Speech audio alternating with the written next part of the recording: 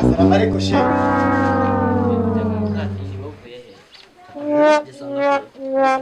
Akibiri rahimu sibirahi rahama rahama. Kura duhamu. Tuko turiga. Erega ni mutangaye. Iyo. Ariko bandi basenga umusi w'umukerugendo.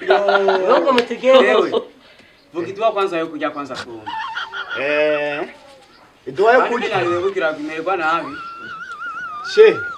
Oya vuga ivyo twabajije. Unajua? Oya, jua ni mwezi. Sema tusikie na nafasi. Nyarutsa. Acha kwanza tuyo walete nani? Recuperation. Nyarutsa. Qu'est-ce qu'il y a dans la boîte inamaanisha heshimia mkubwa wako. Jua ni dans la boîte amba inamaanisha heshimia mdogo yako. Unasikia?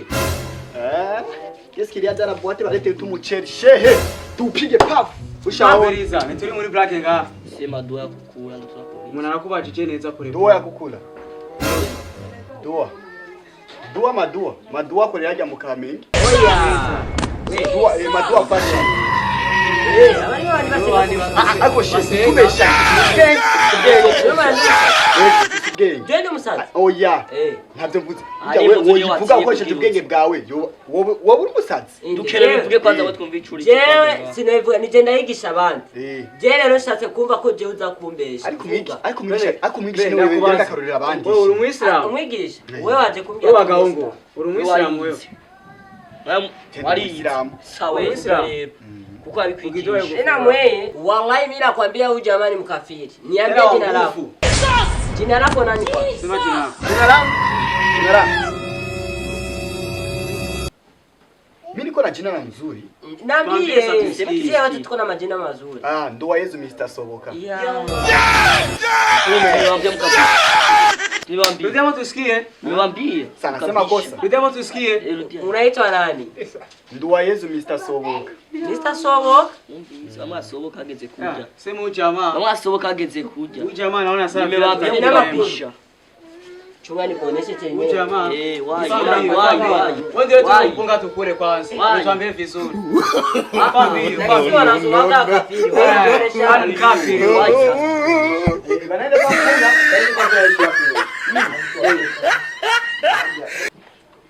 Wai. Mukamenge muri quartier. Quartier.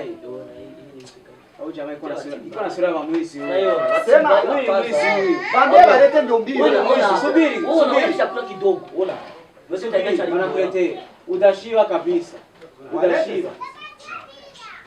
Ala aliviandaa. Tashiba kabisa.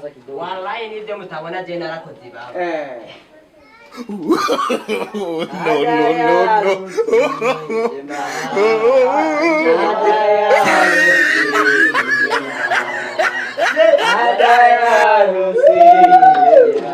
No. Kabisa.